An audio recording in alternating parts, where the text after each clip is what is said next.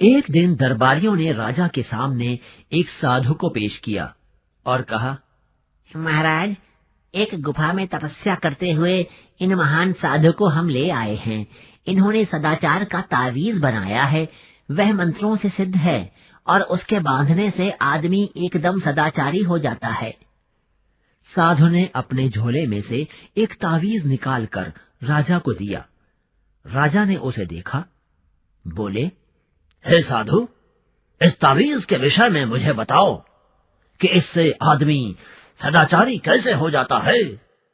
साधु ने समझाया, महाराज, भ्रष्टाचार और सदाचार मनुष्य की आत्मा में होता है, बाहर से नहीं होता। विधाता जब मनुष्य को बनाता है तब किसी की आत्मा में ईमान की कला फिट कर देता है और किसी की आत्मा में बेईमानी की। इस कला में से ईमान या बेईमानी के स्वर निकलते हैं, जिन्हें आत्मा की पुकार कहते हैं। आत्मा की पुकार के अनुसार ही आदमी काम करता है। प्रश्न यह है कि जिनकी आत्मा से बेईमानी के स्वर निकलते हैं, उन्हें दबाकर ईमान के स्वर कैसे निकाले जाएं? मैं कई वर्षों से इसी के चिंतन में लगा हूं। अभी मैंने यह सदाचार का तावीज बनाया है।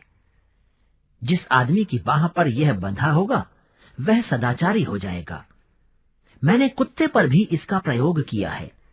यह तावीज गले में बांध देने से कुत्ता भी रोटी नहीं चुराता। बात यह है कि इस तावीज में से भी जब किसी की आत्मा बेईमानी के स्वर निकालने लगती है, तब इस तावीज की शक्ति उस आत्मा का गला घोंट देती है और आदमी को तावीज के ईमान के स्वर सुनाई पड़ते हैं। वह इन स्वरों को आत्मा की पुकार समझकर सदाचार करने लगता है। यही इस तावीज का गुण है महाराज। दरबार में हलचल मच गई। दरबारी उठ उठकर तावीज को देखने लगे।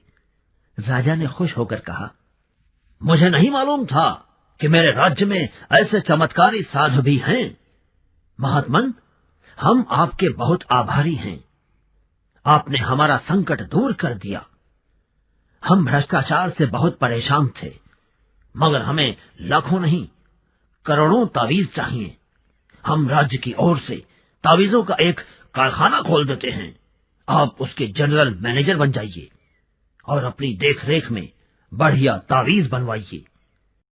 एक मंत्री ने कहा, महाराज, राज्य क्यों इस संकट में पड़े? मेरा तो निवेदन है कि साधु बाबा को ठेका दे दिया जाए। वे अपनी मंडली से तावीज बनवाकर राज्य को सप्लाई कर देंगे।